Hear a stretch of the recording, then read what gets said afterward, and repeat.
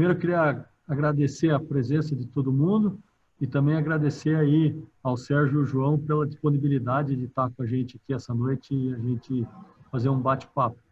O Ocara é um hub de inovação focado no mercado de engenharia, construção e desenvolvimento imobiliário, e ele tem como sponsors a Engeform, a MPD, a consultora Barbosa Melo e a Temon. A gente se propõe a levar inovação para as empresas, se conectar com startup e também ter uma parte de produção de conteúdo. Nessa parte de produção de conteúdo, a gente fazia, até o ano passado, né, a gente fazia uma série de eventos em São Paulo, onde é o Ocara, e aí com o esquema da pandemia, com toda essa mudança que a gente foi forçado a se digitalizar, a gente parou um pouco, porque a gente acabou focando o nosso trabalho no Ocara muito ali no dia a dia da operação. Como vocês sabem, a maior parte das consultoras não pararam e tiveram uma série de demandas, aí a gente trabalhou buscando inovação nessa parte. E agora a gente está retomando essa parte de produção de conteúdo. Nessa parte de produção de conteúdo, a gente focou em duas áreas, vamos dizer assim, uma área de projetos e uma outra área de canteiros. E aí a gente vai fazer, uma vez por mês, um evento, que nem esse aqui, uma discussão. Então, a gente começou esse primeiro como BIM, para a gente dar uma nivelada no conhecimento. E aí, para nivelar esse conhecimento, eu convidei o Sérgio Schier. O Sérgio Schier é professor, doutor, consultor, mentor, meu mentor, né? Foi um dos meus primeiros chefes lá no SESEC, 30 anos atrás. Independente disso, ele é uma pessoa que tem uma vida acadêmica e de consultoria extensa. Eu não sou muito a pompas aqui, o currículo dele é uma caixa de papel ao máximo, então se eu ficar lendo aqui, vamos tomar a live inteira para ler. Mas ele, entre outros, trabalhou também ali na comissão de organização do BIM, é um estudioso da área, não só da área do BIM, da engenharia, mas também de simulações, de métodos numéricos, uma série de outras coisas.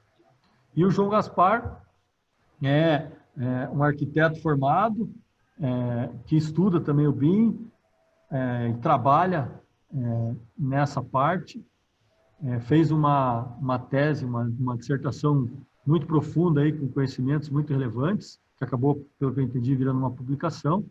Então, eu queria agradecer a participação deles e passar a palavra primeiro para o Sérgio, acho que seguindo na linha dos mais velhos primeiro, né? Todos estamos meio velhos, mas...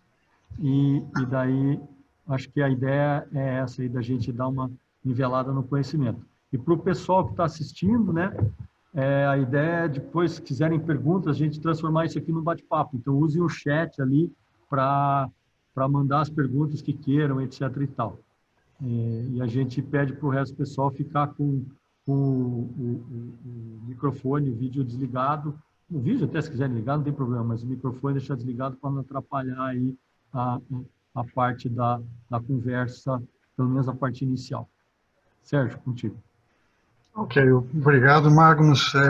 Muita alegria mesmo de poder estar aqui hoje e conversar um pouco com você e com o João Gaspar, e sobre um tema que tem sido aí a ocupação nos últimos anos, né? O que a gente vai falar é um pouco de história de pré-BIM, antes do BIM, algumas ideias, algumas coisas, e depois durante já o processo, enquanto a gente desenvolvia pesquisas, fazia palestras, enfim, escrevia, e é mais ou menos isso. É um prazer muito grande estar com o João Gaspar, como ele lembrou, eu estive lá pela banca dele também. Muito obrigado. Pude dar uns palpites, e foi um trabalho muito interessante que fala da origem do termo, dos termos em volta da história do BIM. Vamos escutar depois o que ele vai falar, né? Então, continuo falando? À vontade. Ok. Eu fiz alguns slides mais para ilustração da conversa, que eu posso compartilhar, então, inicialmente. Ok? Lógico. Vamos ver se está certo. Onde é que está? Está aqui. Às vezes, ok. Está aparecendo? Opa. Sim? Aparece agora, deixa eu ver aqui. Aparece aqui a minha vida. Sim. Opa. E mais ou menos é essa explicação que o Magnus deu. Faz uns 39 anos, eu completei em agosto como docente da universidade. Ainda estou lá trabalhando, depois de aposentado, uns 3 anos já. como professor sênior, né? Uma coisa interessante. Mas o Magnus foi estagiário nosso há uns 30, Literalmente. estudando elementos finitos, CAD, ele é engenheiro mecânico, né? Então é por aí. Aqui a novidade desse slide, na verdade, é o BIM Fórum Brasil. Então, mês passado a gente inaugurou esse fórum brasileiro que vai tratar de unir esforços das diferentes áreas, dos diferentes setores em prol do BIM. Certamente as outras coisas são da minha história, mas a mais recente que eu coloquei nessa imagem é o BIM Fórum Brasil. Aí vai um pouco já de história, né, para a gente ir ilustrando o que aconteceu antes. Antes de aparecer o BIM em 2002 como um termo, algumas coisas aconteceram. Coisas logo depois da Segunda Guerra Mundial. E aí aparece um cara chamado Ivan Sutherland, que fez um sistema de CAD num computador que era gigante, um TX1, TX1, que era um computador de grande porte ainda, enfim, com muitas válvulas e coisas do gênero. Isso foi em 1963. Mas por que é relevante? Porque ali já aparecia a ideia de interação com o objeto, com a linguagem, né, de se fazer projetos no computador. Em 72, quer dizer, quase uns 10 anos depois, já orientado pelo Chuck Eastman, que é um nome importante de BIM, nós vamos falar dele já já, apareceu um outro sistema. E por que ele é importante? Porque falava em parâmetros, modelagem paramétrica, interface com o usuário, comandos, etc. Uma interface mais ou menos gráfica, né? Claro que era tudo muito ainda duro, estamos falando de muito tempo atrás, né? E o próprio Chuck Eastman, junto com outros, fez a linguagem Glide, que também era uma linguagem para projetos e tinha a ver com essa evolução.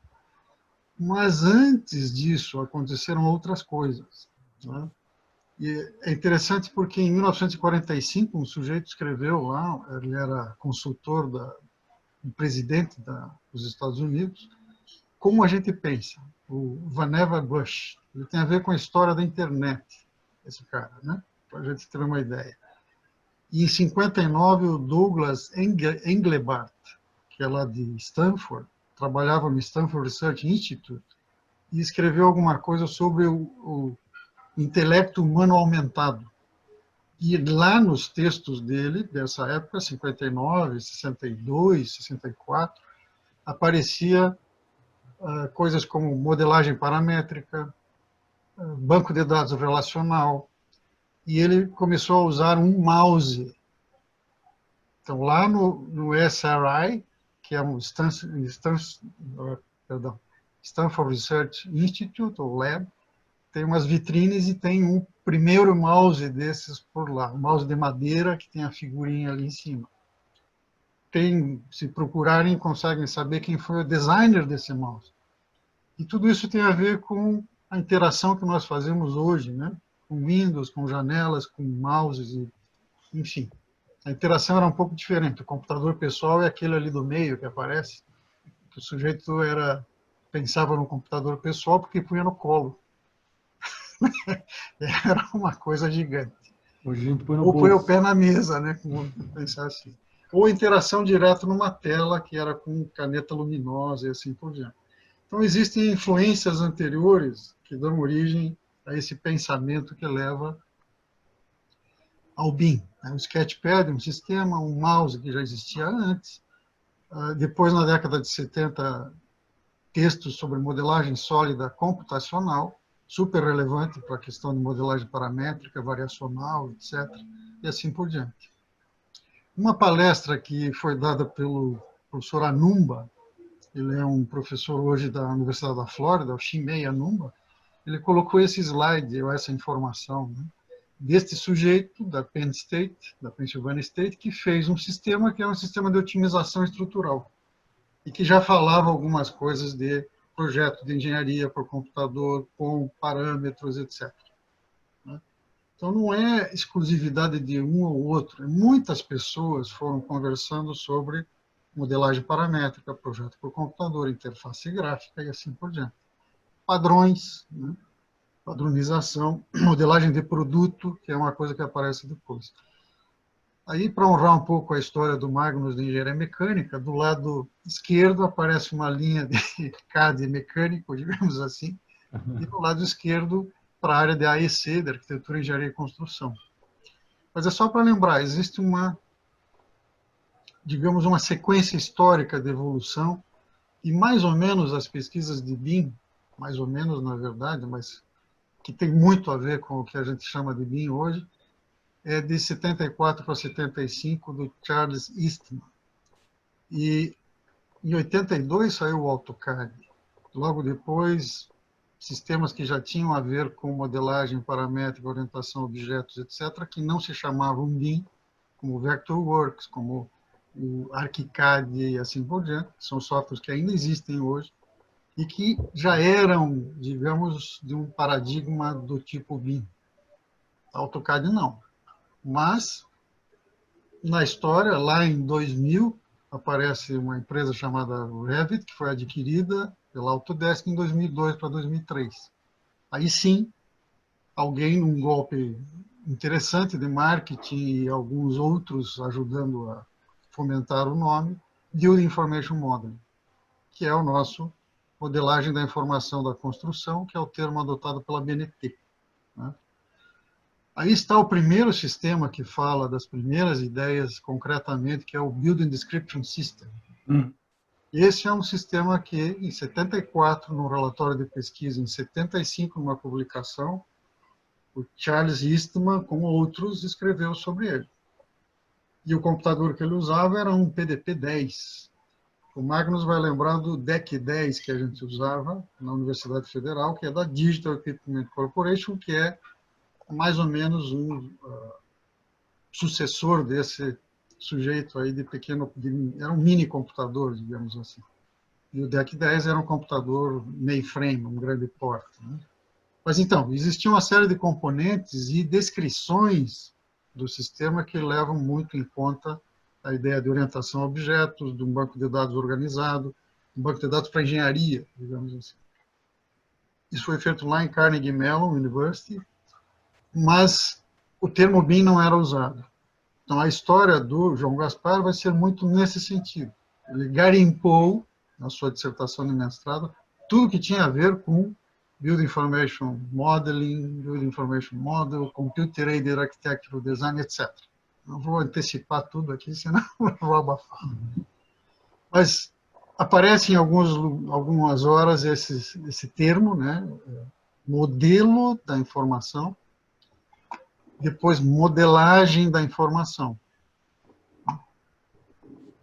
Esse slide eu tirei das minhas aulas que eu dou sobre BIM, introdução ao BIM, aqui aparece.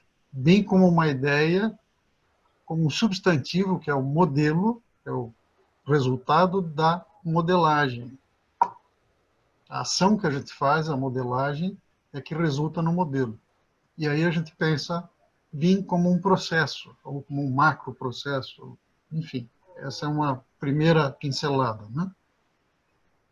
A verdade é que houve essa evolução desse conceito, de alguma forma, ainda não com o nome de BIM, desde a década de 60, como a gente viu, 70, com essa arrumação feita pelo Chuck Eastman e seus pesquisadores, e os americanos têm o que se chama a National Building Information Modeling Standard, que é a padronização BIM que eles usam, e que começa a falar de BIM como produto, o modelo, ferramenta, então pode ser o ambiente de desenvolvimento, e processo. Ok. Mas ela tem outros componentes. Inclusive, essa norma ela é bem mais rica do que só um pedacinho pequeno de norma. Não, ela envolve um conjunto de normas de vários tipos e de documentos. E é o que os americanos usam, já está na versão 3 ponto qualquer coisa, para dizer, olha, a BIM precisa um suporte de padronização muito importante. Então, essas coisas são relevantes, a gente explica num curso muito mais lentamente, né, do que numa live como essa. Isso aqui é uma definição que eu inventei, juntando coisas, dizendo, olha, a modelagem da informação é o processo de criação de informação de forma coordenada, consistente, computável. Para quê? Para projeto, para construção, para operação, para manutenção, isso acaba sendo o chamado BIM. A Building Smart, que é uma entidade que cuida da padronização do Open BIM, em caráter internacional, mundial, global, fala de BIM numa evolução, de modelagem, de modelo e de management, gerenciamento. Só para confundir mais, né? Então, vai se acrescentando cenários. E aí o management pensa assim, em processo, em como gerenciar informação e assim por diante. Já que o professor Toledo estava por aí, eu uso também um slide, que é uma evolução. Em 2007, se tinham 4 características que a gente colocava, e depois, em 2012, o Toledo lançou lá num capítulo, num livro, num congresso, enfim, mais 2 questões. Então, essas são 6 características presentes na modelagem de produto ou na modelagem BIM. É um modelo único, podem ser vários arquivos, é a modelagem paramétrica dita variacional, com orientação a objetos, existe a interoperabilidade de dados entre sistemas, então padronização, a colaboração entre as várias pessoas para fazer o trabalho de uma outra maneira, né? Essas são as primeiras 4 e são do tom do BIM. E isso tudo serve não só para o projeto, mas sim também para a construção e depois para a vida útil, digamos, da edificação ou de uma obra, que é a manutenção e a operação. A maior parte do tempo a gente faz isso, né? Usa a edificação depois de 1, 2 anos de construção, por mais uns 50 anos, digamos assim. E a sexta questão, a sexta característica é um conjunto de objetos. Objetos em bibliotecas disponíveis para serem usados, de componentes. A BNT, inclusive, tem um GT de objetos, né? Depois pode-se falar sobre isso. Com parâmetros, um comportamento, com uma série de questões.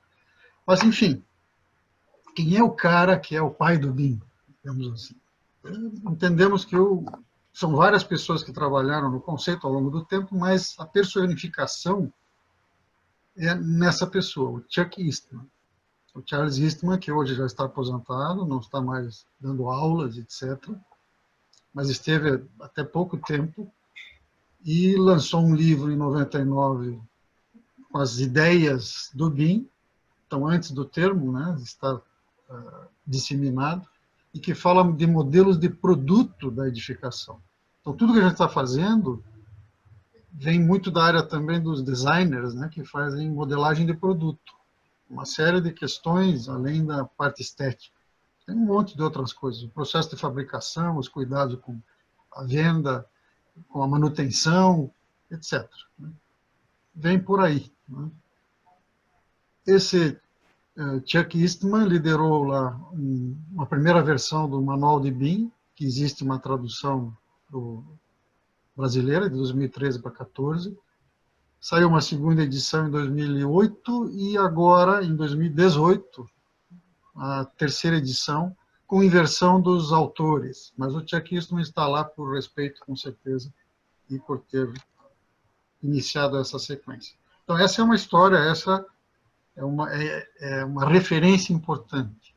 Quer dizer, quem quiser conhecer BIM, pode comprar um livro em português que fala tudo de bom sobre BIM, o muito completo, em que pese já com mais de 10 anos de história, né?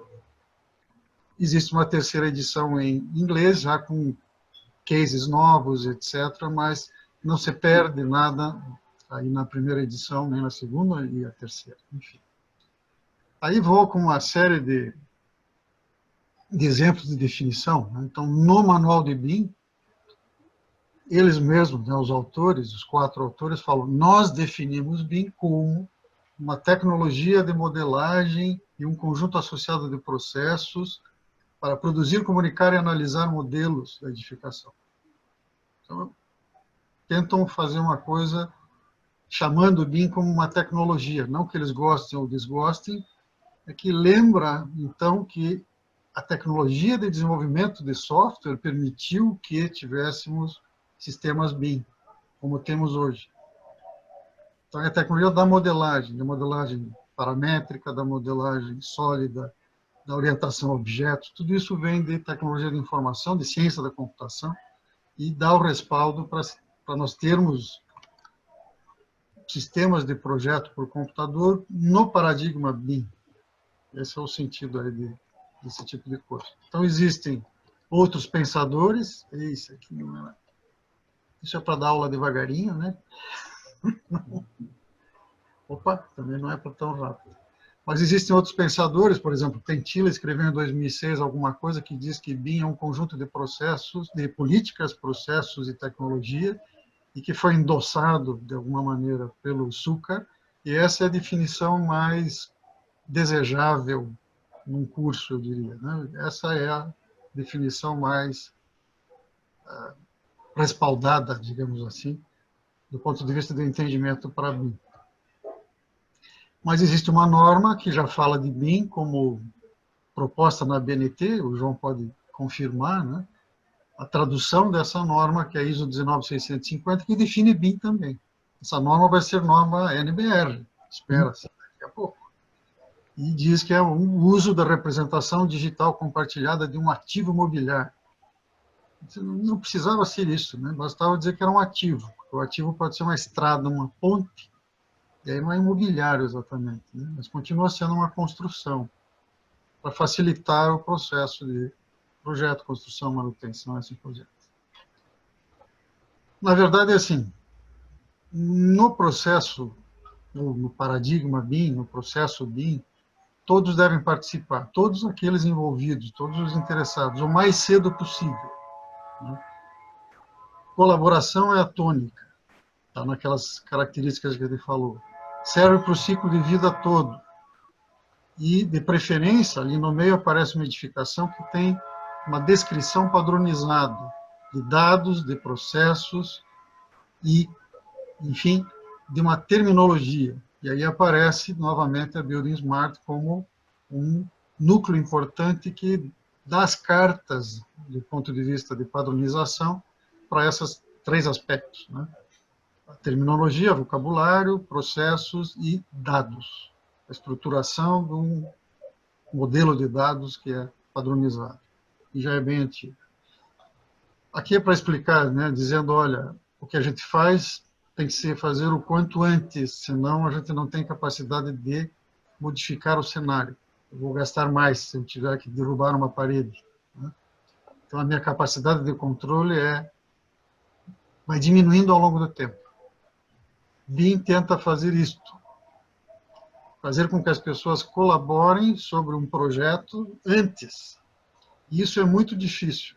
Fazer essa pequena modificação, tão simples quanto isso no gráfico, é muito disruptivo. É uma mudança cultural grande no modelo do negócio, no modelo do processo. Parece simples, né? Parece piada, mas só fazer isso é... A pergunta que vem do incorporador ou do construtor é: o que eu ganho com isso? É complicado, né? Qual é o meu retorno de investimento, etc. Continuam as perguntas de sempre. É só fazer isso. Então, a definição que a gente pode adotar de BIM, se o trem deixar, né? O Toledo já conhece o trem. Algumas vezes não tem o controle sobre o trem. O trem é dar rumo. Trem do BIM. Tá bom. Mas lendo aí, são tecnologias, processos, políticas, envolvendo os interessados, os stakeholders, de maneira colaborativa para projetar, produzir, né, construir, operar e manter a edificação, né? Agora acrescentei um slide também, que é do quarto autor do BIM Handbook, agora, que é da Coreia, que é o Gang Lee. Ele tem um relatório sobre um roadmap de ferrovias, falando em trem, né? E que mostra essas ondas, tipo tsunami, bem asiáticas, é um negócio. E eles levam essas ondas desde o BIM 00 até o BIM 5.0, que seria o BIM com inteligência artificial e assim por diante. Um BIM inteligente, digamos. já depois do BIM com construção enxuta, princípios enxutos e assim por diante. Depois do BIM integrado, quer dizer, então ainda tem muita coisa para a gente fazer. Estou cansando vocês? Não, isso já é o final. Eu estou gostando. Então, BIM, eu entendo que é uma inovação radical. Mais do que isso, ela é disruptiva. Isso vem de uma palestra que tem os porquês de não só radical, mas disruptivo. Mas por que disruptivo? Porque tem um impacto significativo no mercado, ele muda o comportamento, ele traz a tecnologia para melhorar o processo, ele altera o processo produtivo. Essa tecnologia BIM, ou essa inovação disruptiva, se aplica aí para atender as necessidades, atender o cliente, modificar a experiência do cliente. Quem é o cliente? O próprio projetista no ambiente e o comprador do projeto na outra ponta.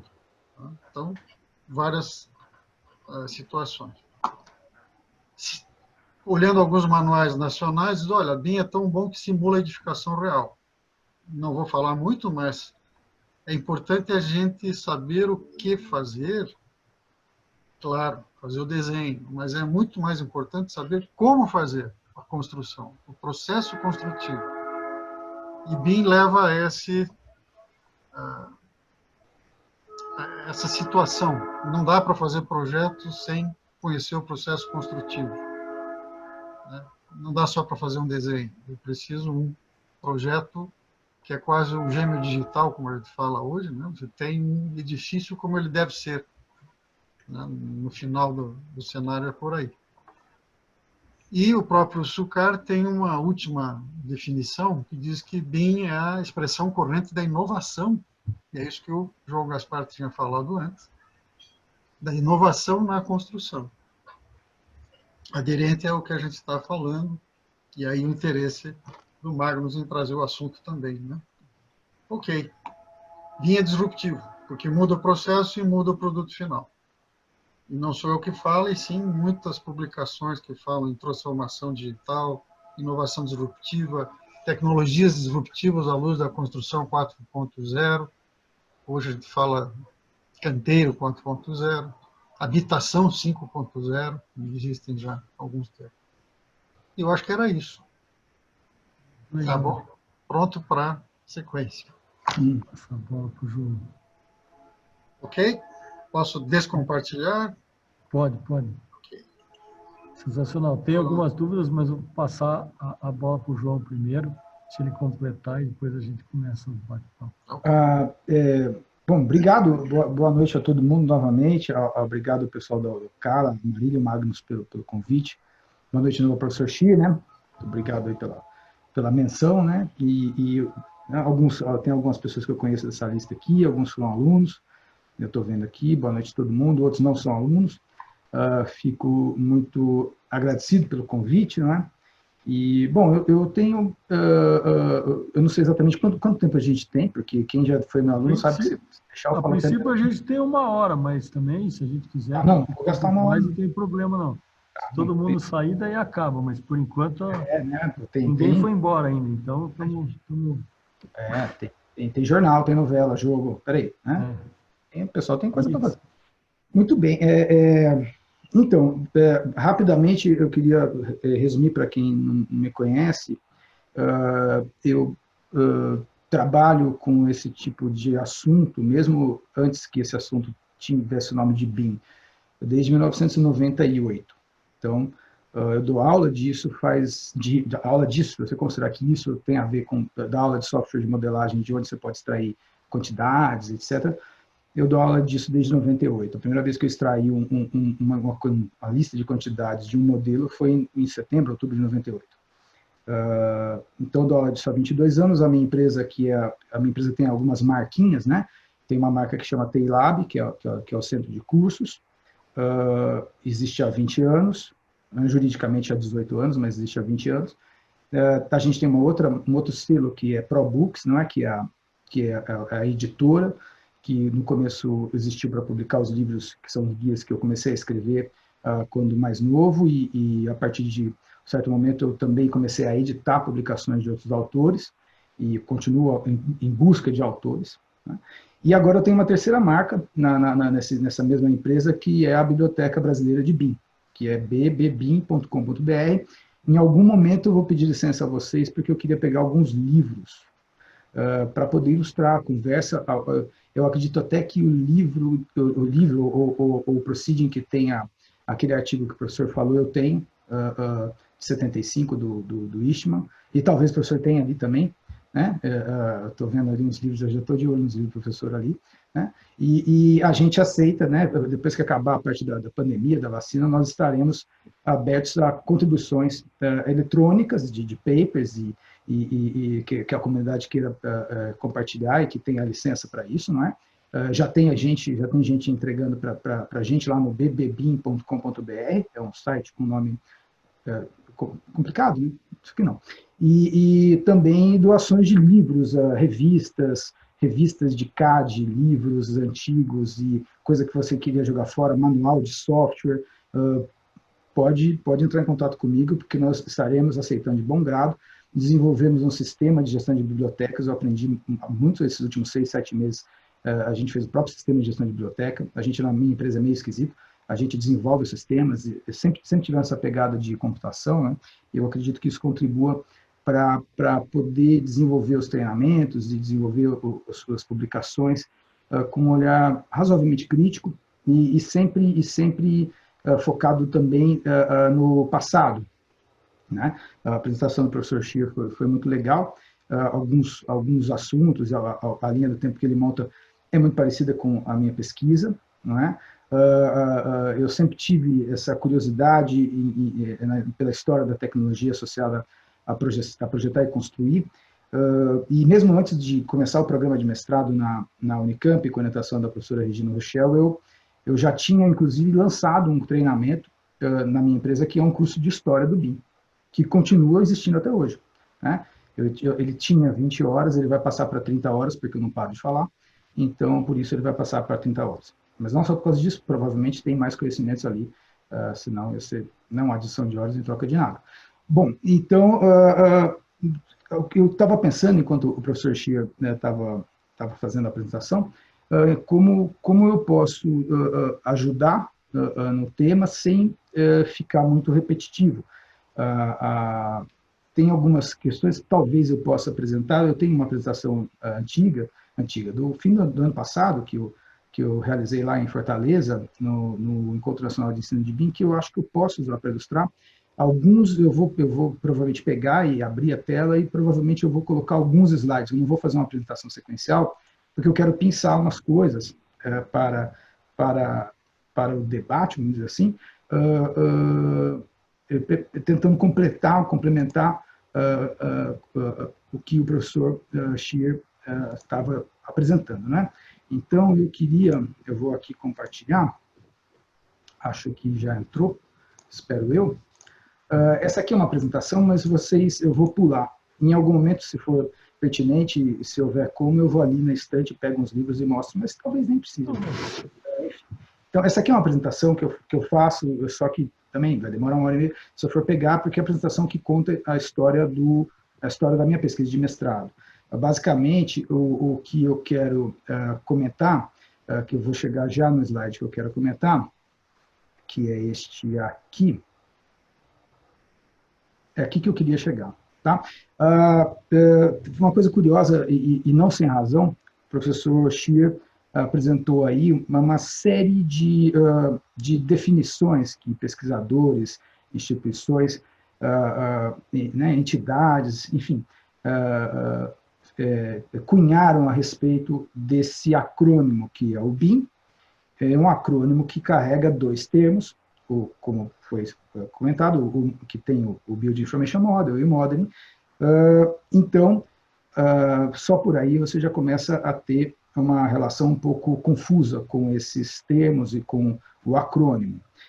O professor escolheu alguns significados atribuídos a esses termos e ao acrônimo, e vocês provavelmente vão ficar pensando, talvez, espera aí, mas o professor fez uma apresentação onde ele disse que BIM é isso, depois o professor falou que BIM é aquilo, depois o outro autor falou que BIM é aquilo outro, mas e aí depois o professor falou que BIM que ele escreveu é tal coisa, e depois vem o Bilal Sukkar e fala que BIM é inovação. Então, gente, como é que eu vou fazer com esse negócio do BIM? Então, assim, qual significado é mais certo, qual significado é mais errado? Em primeiro momento, talvez alguém possa pensar nisso, mas eu, da minha parte, eu acredito que não existe isso. Não tem o significado mais certo, não tem o significado mais errado. São entendimentos dos pesquisadores de acordo com as suas visões de mundo. Ah, é? Mas então como é que eu vou fazer para, assim, na minha vida, né? Eu vou ter que fazer um contrato, eu vou ter que fazer na verdade, isso aqui eu achei que estava ali, não está. Eu vou ter que fazer um contrato, eu vou ter que escrever um termo de referência, eu vou ter que criar um caderno, eu vou ter que fazer alguma coisa desse sentido. E como é que eu vou me posicionar? Então, uma questão muito importante, eu acredito, e como é que, vamos supor, eu endereço isso no meu trabalho, que tá eu achei que estava no começo, mas está no fim, deixa eu pegar aqui, está lá nas conclusões. Uma das conclusões que a gente chega na pesquisa é essa aqui. Cadê aqui? Acho que nem está aqui, acho que nem ficou na minha apresentação, mas tudo bem. Eu conto, eu falo, não precisa estar na apresentação. Uma das consequências do estudo, né, das contribuições do estudo, acredito, é que a pessoa que regula o contrato, a pessoa que escreve o caderno, a pessoa que orienta a própria disciplina, essa pessoa precisa, no começo da sua explicação, no começo do seu texto, seria bom que ela definisse para aquele texto, para aquele contrato, o que é que ela acha que é BIM. Ah, tá. Finalmente você chegou em algum lugar. Sim, finalmente eu cheguei em algum lugar. Existem diversos significados, o professor aqui mostrou vários significados, nenhum é especialmente errado, nenhum é especialmente certo, nenhum é especialmente melhor que o outro. Alguns são mais conhecidos, outros são menos conhecidos. Não é? Então, portanto, né, e a liberdade de expressão está aí para isso, né? Ah, mas eu gosto do significado de BIM, do Eastman, do livro de 2008. Então, declare no começo do seu termo de referência, do seu caderno, do seu curso, declare qual é o significado BIM de referência. Mas muda o sentido do meu trabalho lá embaixo, se eu declarar em cima? Muda, igual a programação, né? Quem trabalha com programação orientada a objetos sabe o que eu estou falando. É a mesma coisa. E quem não trabalha com programação orientada a objetos também um dia pode trabalhar, será interessante, eu recomendo. Né? Então, é importante que você declare o que você acha que é BIM. Porque senão você vai fazer, você pode trazer confusão para todo o processo, para toda a negociação que vai se desenrolar a partir de então. Vamos supor que eu considere que BIM é igual a usar um programa de computador A, B ou C. Mas eu não contei isso para as pessoas. E eu comecei a contratar as pessoas. E aí as pessoas começam a entregar umas coisas que não tem nada a ver com o meu pensamento sobre BIM. Então, você vai deixar a bomba estourar lá para 6 meses, um ano depois do começo dos trabalhos. Quando as pessoas vão te entregar umas coisas, você fala assim, mas BIM não é igual usar programa A, B e C, que é um entendimento, por exemplo, do qual eu não compartilho, mas tem gente que acredita nisso. Então, vejam, e o contrário também. Eu acredito que BIM é o SUCAR 2009, que é um conjunto de metodologias que serve para não sei o quê. Sim, pode ser também. E aí a pessoa vai e te entrega um arquivo de modelagem num programa proprietário. Aí, só que você não declarou que você achava que era BIM. Aí você fala, mas BIM não é isso, BIM é não sei o quê, BIM é não sei o quê. Mas você aí já pagou por modelos, você já pagou por trabalhos que não representam a sua visão do BIM. Então, como deu para perceber, acredito eu, existem vários significados, o professor realizou uma apresentação com alguns bons significados, inclusive como eles foram evoluindo ao longo do tempo, né? Que também tem a ver tem também alinhamento com o trabalho que eu fiz, com a orientação da professora Regina Ruschel, e então eu convido-os a pensar sobre isso. Eu estou escrevendo algum TCC sobre BIM? Eu estou escrevendo alguma dissertação ou uma tese sobre BIM? Eu estou fazendo um contrato sobre BIM na minha empresa? Eu estou estudando a implantação do BIM? O que é BIM? Qual é o significado atribuído a BIM que eu vou usar? Senão isso vai dar uma confusão. Eu não gostei de nenhum significado. Posso fazer um significado? Pode, professor, ele fez um significado. E não tem problema, porque aí você será confrontado pelo seu significado e pelo trabalho que deriva dele, confrontado positivamente, negativamente, sei lá, mas pelo menos existe essa declaração, e a partir de então a situação fica muito mais clara. Eu posso olhar a sua definição de BIM e eu posso falar assim, legal, vou trabalhar com essa pessoa ela tem uma visão de BIM parecida com a minha, vai ser interessante. Não, essa pessoa, puxa, como eu já vi, inclusive, várias vezes, vai ser difícil de conversar com essa pessoa, porque essa pessoa falou que BIM é tal, e nós vamos ter problema, porque o entendimento dela é muito diferente do meu. E eu já vi também, em termos de referência a contratos, licitações, sei lá, o nome que tenha, onde você não tem nenhum significado atribuído a BIM. Em algum momento aparece lá, vamos contratar projetos em BIM. Jesus, Maria, José, como diz lá no meu interiorzão. Aí abriu a porta aí vai. Aí está valendo qualquer coisa, se duvidar. Está valendo entrega até em madeira balsa, se duvidar. Por que você não falou? Eu quero uma modelagem de informação da construção. Tá, eu faço uma madeira balsa, eu grudo uns adesivos que tem informação de cada pecinha e é o BIM. Sei lá, você não falou nada, eu estou modelando com informações para construir. Legal, acho que você está levantando um ponto interessante, igual acho que o Sérgio também levantou um outro ponto interessante, que é, tipo, por que é tão difícil a gente conseguir trabalhar naquele gráfico, trazer um pouco mais para dentro, né? E eu acho que pegando das duas conversas, a gente teve aí essa ideia que o BIM em si é uma plataforma de colaboração, né? Quer dizer, se todos não colaborarem, a gente não chega lá no negócio. E acho super relevante isso que você está falando, tipo, tá bom, a gente precisa ter a colaboração, mas antes de eu ter a colaboração, eu tenho que falar que língua que eu vou colaborar, né? Entre aspas. Eu acho que, veja que eu não estou falando de padrões, formatos de arquivo, nem software, nada a ver com isso. É simplesmente o que é que eu acho que é isso. Tá. Assim, é um processo, é um método que orienta o desenvolvimento de um processo, é um processo que tem o objetivo de ordenar o trabalho em uma ferramenta digital ou não, ou é um processo de gestão, é um método que orienta uma mudança no projeto de gestão do negócio da construção civil, que é o que eu acredito que é. Né? Então, por isso que o professor muito bem exemplificou, que é muito porque é difícil mudar a corcova ali, naquele gráfico. Porque o processo de adoção de BIM, aí eu vou falar o que eu acredito que é, a partir dos 20 anos de aula que eu dou, 22 e 20 na empresa, porque o processo de adoção de BIM, no meu entender aí, ele só funciona quando quem manda aprende primeiro. Quem dá o dinheiro, quem paga o empreendimento, entende qual é o tamanho do desafio. Não se muda não se mudam os paradigmas internos, não se muda a cultura empresarial, pedindo para colaboradores de nível médio e médio inferior aprenderem a usar programas A, B e C ou desenvolverem manuais para mudarem os processos em torno de manuais A, B e C. Isso não vai funcionar nunca. Isso nunca funcionou. Ou fornecedores também, né? Ou fornecedores. Contratar o projeto, então agora você me manda no BIM. Eu já fiz, vou falar uma frase que é meio ambígua, mas eu já fiz de tudo nessa vida, viu, Magnus? Eu já vendi biblioteca, eu já desenvolvi plugins para softwares BIM, eu já fiz bibliotecas de objetos, eu já me postei como implementador BIM em empresas, eu já fiz tudo isso. Eu desisti de tudo, porque nada disso funcionou para mim e eu não vejo funcionar. O que é que funcionou, o que é que tem funcionado, tem me deixado satisfeito. Fazer o que o professor faz, dar aula.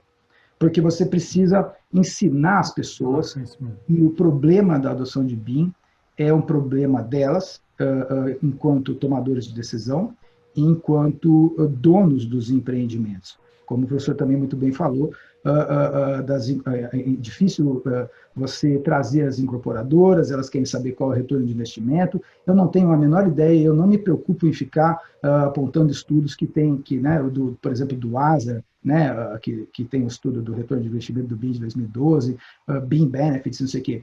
Porque, na verdade, o que acontece, a partir do meu ponto de vista ali, né, é que incorporadores, construtores, clientes que que entendem o que é que a tecnologia pode trazer de benefício, eles começam a adotar BIM independente de ROI, independente de nenhum parâmetro supostamente objetivo. Simplesmente a pessoa entende que é óbvio que é muito melhor. Enquanto esse diretor, enquanto esse empreendedor, né, em seu alto nível de gestão, acreditar que o uso da tecnologia do modo como se propõe no BIM, enquanto essa pessoa acreditar que isso é um fardo, que isso é uma coisa que ela precisa fazer porque o marketing orienta-o a fazer um negócio chamado BIM, porque o governo está obrigando, se este empreendedor enveredar por esse caminho, eu acredito, posso estar errado, eu acredito que ele vai falhar miseravelmente em sua missão. Ele será realmente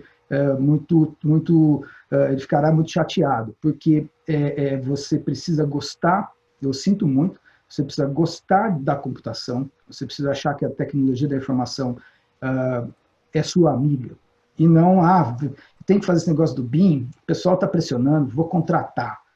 Você vai ficar contratando, mas seria igual, por exemplo, o proprietário de locadora de automóvel que não gosta de carro.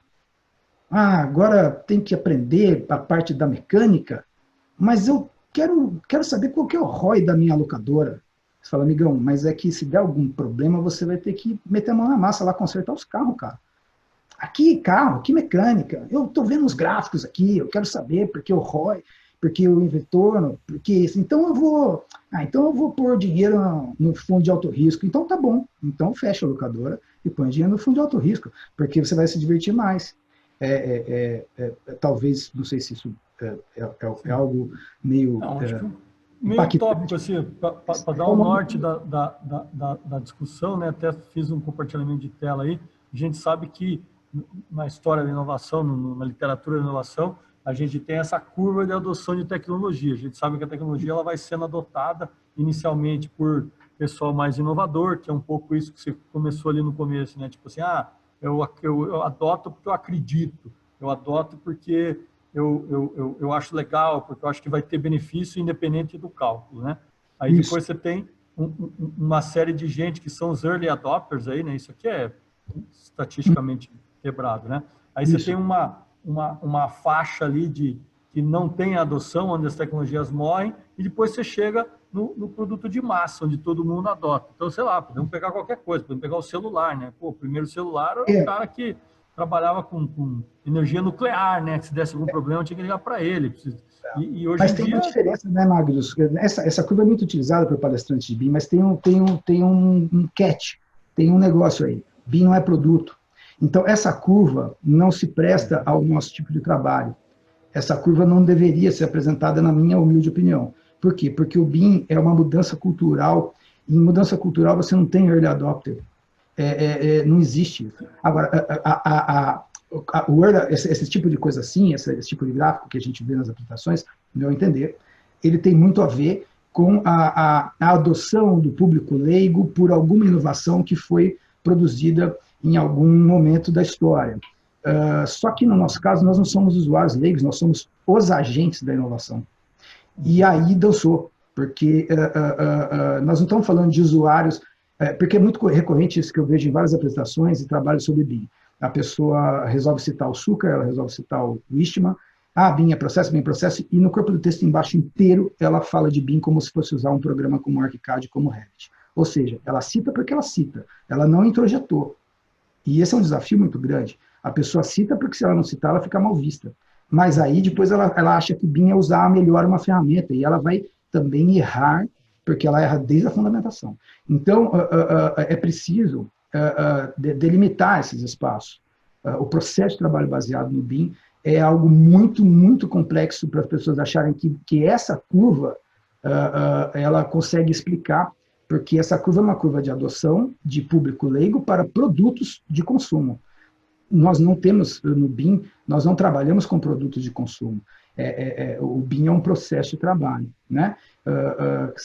Então, é importante, daí a importância da academia, daí a importância de treinamentos relacionados à história da tecnologia, história do BIM, ou treinamentos que façam uma abordagem até onde eu consigo entender, né? Sempre fazendo essa ressalva, pode ser que eu esteja falando uma grande bobagem, mas é sempre pensar, se você pensar dessa forma, fica mais fácil, porque senão você fica tentando encontrar um modelo de trabalho baseado nos gráficos e em curvas e em estratégias que não se prestam ao BIM.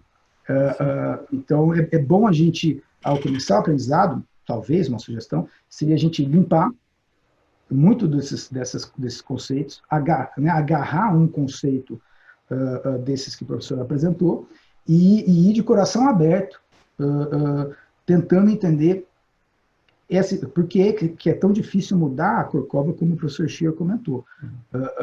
E também fazendo ciência, porque muitas vezes o problema está em nós. A gente é muito difícil de mudar de ideia.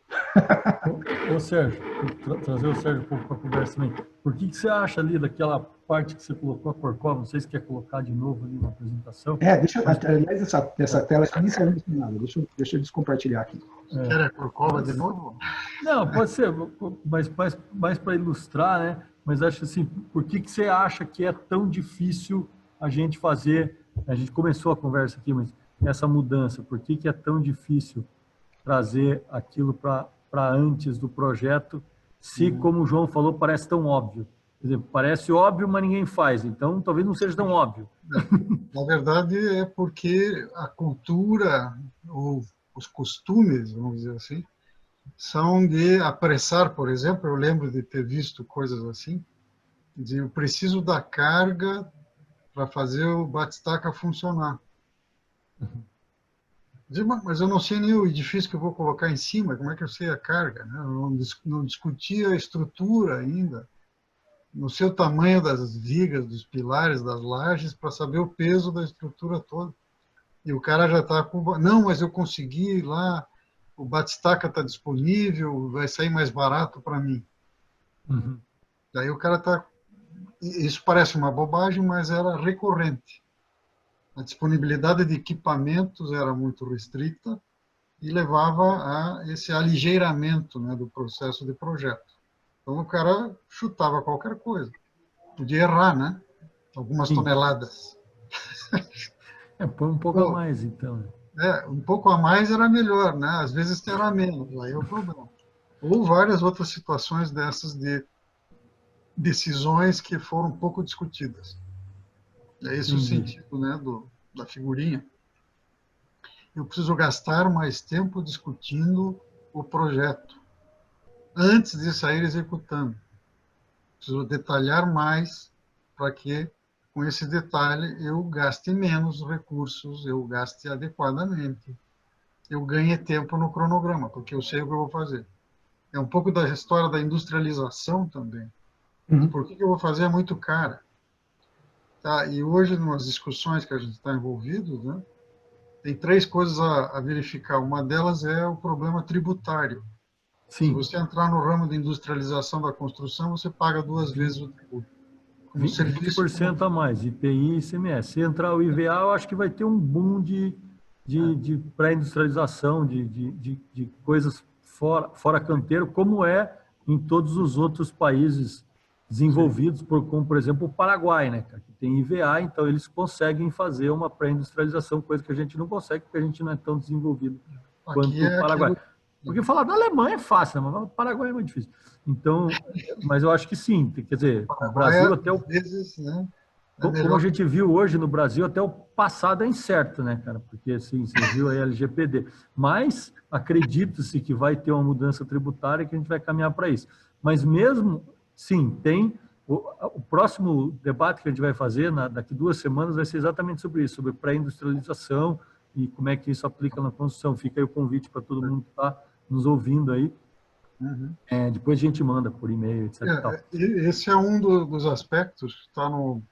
É um termo de colaboração que o Ministério da Economia fez, né, um edital, e no item, na meta 9, incentivo à industrialização da construção. E tem 3 aspectos aí que estão sendo estudados, tem consultores que entendem do assunto, né? É o tributário, a questão do financiamento, de como é que faz, que é outro problema também, E o terceiro é a questão da legislação para concorrências. E como é que eu entro, então, com um processo, por exemplo, a Tec Verde? Sim. Como é que levaram alguns anos para conseguir uma DATEC, um documento técnico que permitia, então, o financiamento da Caixa. Entendi. Porque ele trabalhava Então, com é frame de narrado, madeira, né? e não... Daí, quem é que vai investir neles? Eu não posso construir com o recurso da Caixa, não vou fazer. Entendi. E aí isso não é BIM, né? Não, Mas isso é Brasil, né? Só o primeiro B do Mas BIM. não Isso é deixa de ser, né, Brasil. professor? desemboca em tudo isso. É. Estamos falando da indústria da construção, da cadeia produtiva, de uma série de coisas. E aí o outro lado também, que é malévolo, né, é o valor do projeto. O projeto é muito mal remunerado. Tá? Ele é 1%, 2% do valor do imóvel vendido. Né? Sim. É O menos do que o marketing. Isso eu imobiliário tenho... ganha 6% do valor do apartamento e o quem projetou ganha 1%. Pois é. Pois é. Nenhum, né? É um no total, é um negócio maluco. Então há uma inversão do costume, né, da cultura vigente, que é muito complicado modificar esse cenário. Eu queria fazer um complemento, que prometo ser curto. Quem, que tem algumas pessoas aqui no chat que provavelmente tocam instrumentos musicais em bandas, etc. O Flávio é um cara que sabe que faz isso, que eu, se não me engano, que é meu aluno, o Flávio Queda, que está ali. Imagina só, quem toca em bandas, quem tem esse tipo de... Eu gosto de fazer umas comparações assim, tá? Sabe que, por exemplo, se eu for tocar em um casamento, vamos pensar que tocar em um casamento, o produto, o resultado do trabalho de tocar em um casamento é fazer a construção ficar em pé. Vamos pensar nisso daí. Agora, você imagina que o Flávio que toca, se não me engano, ele toca guitarra, eu acho, não sei, ele fala, João, tem um casamento aí da minha prima, mesmo no meio da Covid, vamos lá e tal. Eu falo, mas Flávio, a gente nunca ensaiou e tal, e não, mas eu chamei aí a Gabriela, eu chamei ali o Daniel, e vamos nós, cara, porque você toca bem bateria, que eu já vi os vídeos, o cara canta bem, vamos lá. Mas, cara, mas nós não ensaiamos nada. Não, minha prima é tranquila, minha prima ó, é firmeza, o casamento, pessoal super gente boa. A gente vai lá, a gente vai demorar pelo menos umas 6 horas durante o casamento, ensaiando, na frente de todo mundo, para depois a gente tentar tocar umas 3, 4 músicas. Eu não sei se o pessoal que não está acostumado com essa parte de bandas, etc., como eu também faço como hobby, mas, por exemplo, isso já aconteceu comigo algumas vezes, para tocar em casamento de amigo, a gente ensaia com 9 meses. A gente ensaia toda semana, 9 meses, uma vez por semana. 2 horas por semana, para tocar 20 músicas em um período de 1h30. Então, essa é uma alegoria que tem relação com o que o professor acabou de falar, sobre conversar para definir como vai ser o projeto, o empreendimento, de uma forma geral, antes de ir a campo. Senão você fica passando vergonha no casamento, você fica lá construindo tudo errado, você fica tentando entender o que é aquele monte de desenho. Por quê? Porque você não ensaiou, você foi direto. Ah, não, mas é claro, o grande engenheiro, o grande planejador, o grande cara dos experimentos, o grande consultora, todo mundo é o grande. Não tem problema, são mesmo. Mas o pessoal não foi conversar. E não decidiram como vai ser a linha do trabalho, como é que você vai fazer para projetar, para as informações irem de lá para cá. Então, me parece um cenário do caos. Assim, você vai para tocar no casamento da sua prima e todo mundo sabe muito bem como é que as coisas são feitas, só que junto é outra coisa. Então, mas não tem tempo, gente, não tem tempo. Nós temos que ir lá e temos que casar lá. Minha prima vai casar, vamos tocar lá. Ela não temos tempo, não. Vocês são bons ou vocês não são? Então, esse tipo de valentia não colabora, como todo mundo sabe, né? Então, é uma mudança cultural. Ainda bem que nos casamentos, não é? A gente já deve ter passado esse desafio, provavelmente lá no século XVII, século XVI, lá com aqueles conjuntos, né, de viola e outros instrumentos. Desde aquela época, o pessoal já sabe que é bom ensaiar, né, gente? Ensaiar é bom. No final, fica melhor, fica mais rápido, mais barato. Todo mundo se diverte e você entrega o produto no prazo, né? É uma reflexão aí, talvez possa ajudar. Não sei. Não, bem legal, super ilustrador. Sérgio, não sei o que você... É uma metáfora boa, uma analogia boa. Sim. Bom, Queria para o pessoal da plateia aí, entre aspas, eu não sei se alguém tem alguma pergunta, se quer enviar ali, não teve muita interação fora entre a gente aqui. Se não aparecer nenhuma pergunta, eu acho que mais ou menos também o tempo a gente deu. O nosso objetivo era esse, era dar uma nivelada do conhecimento, falar de onde vem e, obviamente, a gente acaba tocando em alguns dos problemas. A gente quer endereçar esses problemas em próximas conversas. A ideia é fazer uma trilha de conhecimento, isso que também vai ficar disponível para quem não pôde participar. A gente sabe que o horário, a concorrência, ficar o dia inteiro no computador e ainda ter, no final do dia, mais um evento de conhecimento. Então, a ideia é deixar assíncrono, né? Então, quem mais tiver interesse depois pode olhar esse nosso trabalho no nosso canal e tal. Bom, não sei se mais alguém tem mais alguma pergunta, senão eu vou agradecer o João Gaspar pelo tempo, pela participação, pelo conhecimento, o professor Sérgio também, além da amizade, pelo tempo, pela participação, pelo conhecimento. E a gente fica à disposição, se o pessoal que também participou quiser mandar pergunta, quiser interagir com a gente, a ideia é realmente a gente fazer uma trilha de conhecimento nessa parte de projeto e tentar ver quais são esses gargalos, ou discutir um pouco mais o porquê desses gargalos e, no fim do dia, como é que a gente melhora, entendeu? Eu acho que tem que ter um caminho, eu acho que é visual que a coisa está avançando, mas talvez pudesse avançar mais rápido. Será que é só porque é Brasil? Será porque é cultural? Será porque... Tem várias coisas, né? Nunca é uma coisa só. Então, acho que a gente discutir um pouco mais e aprofundar um pouco mais vai colaborar com o ecossistema para a gente melhorar a adoção da tecnologia, que não é pela adoção da tecnologia, melhorar no final do dia os projetos, os custos e todo o trabalho. Mais com menos é o que a gente precisa acabar fazendo. Foi um prazer. Bom estar com vocês, bom estar com o João, com o Marcos. Peraí. Teve alguém aqui falando? Tem uma pergunta aqui, calma. Então, antes de terminar. Indo na questão dos projetos, em muitas licitações públicas, até concorrências privadas, recebemos projetos para orçamento em nível básico. PDF, projeto. Como é que a gente pode proceder no mercado como esse? Pois muitas vezes o tempo de concorrência é de 20 a 30 dias. Bom, cara, isso aí... Vou responder, das duas uma, ou vai ter uma empresa que vai ter uma tecnologia que vai pegar o PDF e vai erguer o modelo 3D, coisa que ainda não está disponível, pelo menos eu não conheço, ou o cara vai ter que orçar com algum... a gente pode discutir isso aí numa questão de orçamentos, acho que está planejado em uma das lives, mas tem empresas fazendo tecnologias para refinar o orçamento para você consiga orçar sem ter o projeto. Não vai dar para fazer o BIM inteiro em 20 dias, não vai dar. Fato. E os caras também não vão mudar a lei de licitação lá, não sei. Sérgio está mais... Se não mudar, não tem jeito não, tá? Não vai existir. Você tem que mudar, senão não vai ter BIM. É assim, a resposta, na verdade, é o contrário. Se não mudar, não tem BIM. É simples. Não quer, não tem. É só isso. Cadernos de encargos BIM. Pode ser uma... Especificações adequadas à modelagem para o uso que vai dar. O negócio de 20 30 dias vai acabar. Ou não tem BIM. Vai mudar. Eles vão ter que escolher. Exato. O próprio faseamento, ele não é muito adequado para a modelagem BIM, mas é uma forma de ter entregáveis. Né? Como é que você vai remunerar, vai controlar esse processo? Não faz sentido nenhum. Um pouco diferente do que está colocado hoje. Então, vai mudar o modelo de negócios. Assim, né? E, aos poucos, existem mudanças. O próprio governo federal é um exemplo. Ele já está fazendo os seus editais, já existe o programa de aeroportos regionais, já pede BIM, mas ele pede BIM e pede BIM com documentação que é desse tamanho, assim, montes de especificações, até demais, assusta quem vai fazer, porque o problema daí é a remuneração para fazer aquilo, aquele detalhamento que está sendo pedido. É um ajuste, vai vir com o tempo.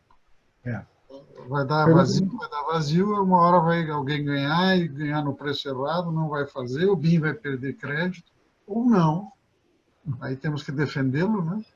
Pois é. E mostrar que ele tem seu valor se for bem aplicado, se os BIM mandates, como a gente chama, né? As especificações de governo ou de empresas começarem a valer.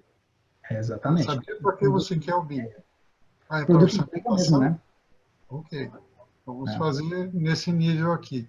Vou usar a terminologia adequada, os processos, o sistema de classificação de produtos, a gente tem essas coisas já na mão. Existem várias empresas fazendo bom BIM no mercado. Não é uma coisa incomum. Já tem muitos exemplos. Então, tem que buscar os bons exemplos. Caminhando.